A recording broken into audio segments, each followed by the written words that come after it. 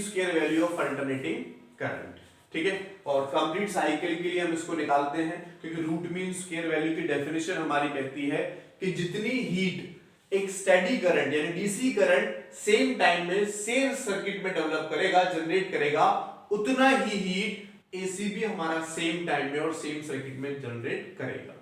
Mean और average value हम half के लिए निकालते थे, कंप्लीट के लिए जीरो हो जाता था, क्योंकि टोटल चार्ज कंप्लीट के लिए जीरो हो जाता था, ठीक है। लेकिन यहां की अगर हम बात करें तो यहां पर हमारे पास मीन जो है वो कंप्लीट करने के लिए हीट जनरेट की बात हो रही है।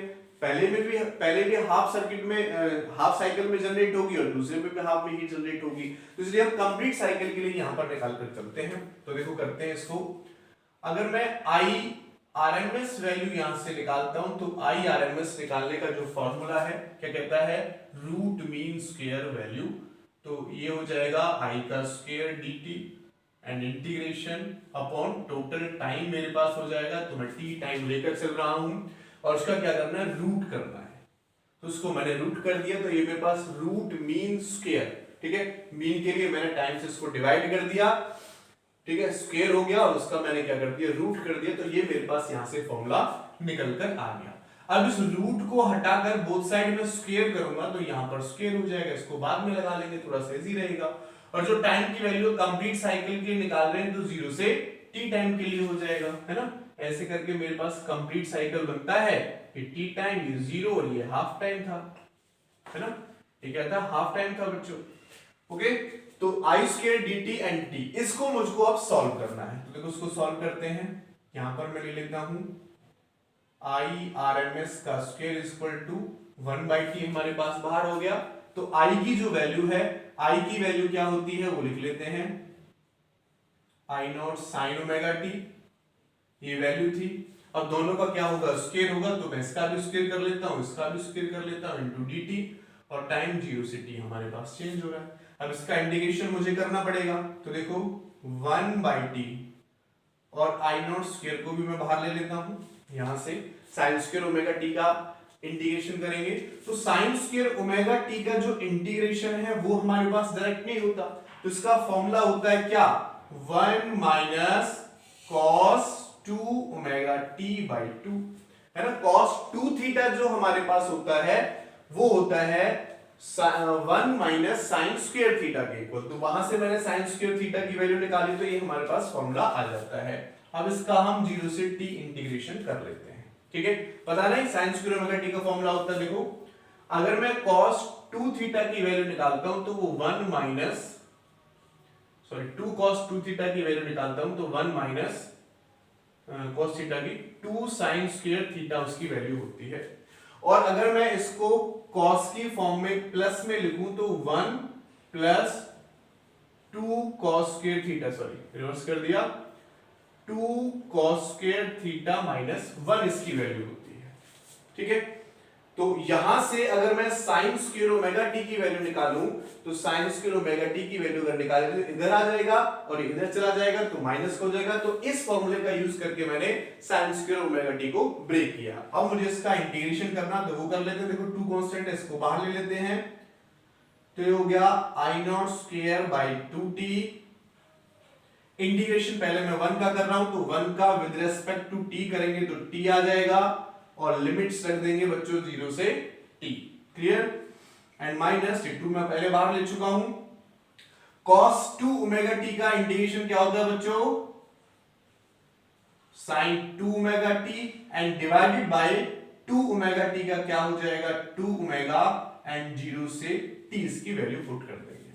आगे सॉल्व कर लेते हैं, आई नॉट स्क्वायर अपॉन 2t, ठीक है। यहां से ऊपर वाली लिमिट एंड माइनस करके नीचे वाली लिमिट, तो क्या हो जाएगा t माइनस का 0 एंड माइनस 1/2 ओमेगा कांस्टेंट है, मैंने बाहर ले लिया।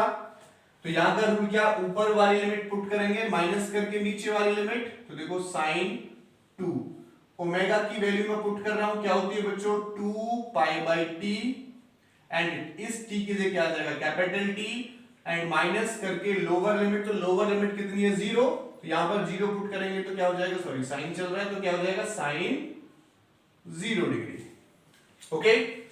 तो तो चलो आगे यहां पर लिख लेते हैं, तो I R M S square is equal to, मुझे यहां से मिलता है आई नॉट स्क्वेयर बाई 2t, तो इसको मैंने लिखा I naught square by 2t into T हो जाएगा, इंटू टी एंड माइनस देखो इस टी से ये टी कटेगा, कितना बचा 2 इंटू 2 4 पाई, और 4 पाई का साइन कैसा होता है 0 होता है, तो क्या लिखा हमने इधर 0 एंड माइनस साइन 0 पे भी क्या होता है 0 होता है, तो इधर वाली पूरी टर्म क्या हो गई 0 हो गई, तो यहां मेरे पास बचा I R M S square is equal to I naught square upon 2t into T. Okay, तो इस t से हम इस t को कट कर लेंगे, आई आर एम एस अगर मैं निकालता हूं तो बोथ स्क्वायर रूट कर लेंगे, इधर भी तो स्क्वायर से कट जाएगा, इधर स्क्वायर से कट जाएगा, तो क्या हो जाएगा आई नॉट बाय रूट 2। ये आरएमएस की वैल्यू, आई आरएमएस की वैल्यू मेरे पास निकल के आ गई, और हम लिख सकते हैं I RMS is equal to I naught upon root 2। तो 1 अपॉन रूट 2 की जो वैल्यू हम सॉल्व करके निकालते हैं वो आती है बच्चों 0.707, और ये आई नॉट, तो ये मेरे पास आई आरएमएस की वैल्यू निकलकर आ जाती है। ओके, ये तो करंट के लिए आया। सिमिलरली अगर मैं बात करता हूं अल्टरनेटिंग वोल्टेज के लिए बच्चों, अल्टरनेटिंग वोल्टेज की अगर मैं बात करता हूं तो बिल्कुल सेम टू सेम मेरा यही प्रोसीजर चलता है रूट मीन स्क्वायर वैल्यू में अल्टरनेटिंग वोल्टेज के लिए भी, कि ये जो आरएमएस है आई आरएमएस, ठीक है, तो या तो मैं लास्ट में भी कर सकता हूं, है ना भाई, ईआरएमएस को करेंगे तो आईआरएमएस को सॉल्व करेंगे तो ईआरएमएस बाई आर हो जाएगा, और आई नॉट को करेंगे तो ई नॉट अपॉन आर हो जाएगा, आर से आर कट जाएगा। या ई के लिए निकाल रहे तो मैं थोड़ा शुरू में भी कर सकता हूं कि ये मेरे पास फॉर्मूला होता है, आई आरएमएस को अगर मैं ई आरएमएस में चेंज करूंगा तो क्या हो जाएगा ई आरएमएस अपॉन आर का स्क्वायर, क्योंकि करंट किसके इक्वल होता है ओम्स लॉ से ई बाई आर के इक्वल होता है, तो यहां से ई बाई आर का स्क्वायर कर लेंगे। सिमिलरली यहां से आई नॉट को भी अगर मैं ई नॉट में चेंज करूंगा तो वो भी क्या हो जाएगा ई नॉट अपॉन आर का स्क्वायर, इस आर के स्क्वायर से आर स्क्वायर कटेगा, तो आगे तक जो चलेगा बच्चों वो ई आरएमएस का स्क्वायर चलेगा, है ना, बस क्या हो जाएगा आई की जगह आई नॉट की जगह ई नॉट, और आई आरएमएस की जगह ई आरएमएस होता चला जाएगा, और जो रिजल्ट होगा वो बिल्कुल सेम आएगा, है ना, ई आरएमएस हो गया, इसको भी मैं ई नॉट कर लेता हूं, इसको भी मैं ई नॉट कर लेता हूं, यहां भी ई आरएमएस, ये ई नॉट, ये ई आरएमएस, बिल्कुल सेम टू सेम वही प्रोसीजर है ई आरएमएस, और लास्ट में यहां पर भी मेरे पास ये ई नॉट हो जाए, बिल्कुल सेम टू सेम वही प्रोसीजर है। आप अल्टरनेटिंग वोल्टेज निकालें, root mean square value of alternating voltage निकालें, या root mean square value of alternating current निकालें, बात एक ही आएगी। अब एक क्वेश्चन आता है, उस क्वेश्चन को हम डिस्कस कर लेते हैं, विच इज मोर डेंजरस, कौन ज्यादा डेंजरस है, 220 वोल्ट डीसी या 220 वोल्ट एसी, बताओ सोचो और जवाब दो, which is more dangerous 220 volt AC या 220 वोल्ट डीसी, कौन ज्यादा डेंजरस है। ठीक है, क्वेश्चन मैं लिख भी देता हूं, चलो यहां पर हमारा क्वेश्चन है which is more dangerous 220 volt AC और 220 वोल्ट डीसी, एक्सप्लेन। ठीक है, तो कौन ज्यादा डेंजरस है आपने सोच लिया होगा, आंसर दे दिया होगा अपने माइंड में। तो देखो मैं आपको बता देता हूं कि एसी जो है 220 वोल्ट एसी वो ज्यादा डेंजरस है। डेंजरस क्यों है, देखो अगर ये जो वैल्यू गिवन होती है 220 वोल्ट, ये इसकी आरएमएस वैल्यू होती है, और यहां से अगर मैं ई नॉट की वैल्यू निकालूं तो देखो ई नॉट की वैल्यू क्या हो जाएगी, √2 टाइम्स ऑफ ई आरएमएस। तो ये ई आरएमएस की वैल्यू है, तो देखो जो मैक्सिमम करंट इसमें आएगा √2 टाइम्स ऑफ 220 यानी 311 वोल्ट अराउंड आएगा अप्रॉक्स। लेकिन अगर मैं डीसी की बात करता हूं तो डीसी के लिए भी जो मैक्सिमम वोल्टेज है वो केवल एंड केवल 220 वोल्ट ही रहेगी, और इसमें मैक्सिमम वोल्टेज कितनी आई बच्चों 311। तो कौन ज्यादा डेंजर हुआ, एसी ज्यादा डेंजर हुई कंपैरिजन टू डीसी के। क्लियर और नॉट? आई थिंक आपको बात समझ में आ गई होगी। तो एक आध न्यूमेरिकल और कर लेते हैं हम इस पर, एक आध क्वेश्चन और देख लेते हैं। ये फॉर्मूला मैं यहां पर लिखा रहने देता हूं। क्वेश्चन हमारे पास आता है, एक सिंपल सा क्वेश्चन ले लेते हैं। The instantaneous current for an AC source is, question है मुझे एसी सोर्स के लिए इंस्टेंटेनियस करंट की वैल्यू दे रखी है, I is equal to 10 sin 314t, ठीक है। What is the frequency of the source and virtual value of current. Question में हमसे पूछता है what is the frequency of the source, frequency of the source and virtual value of current।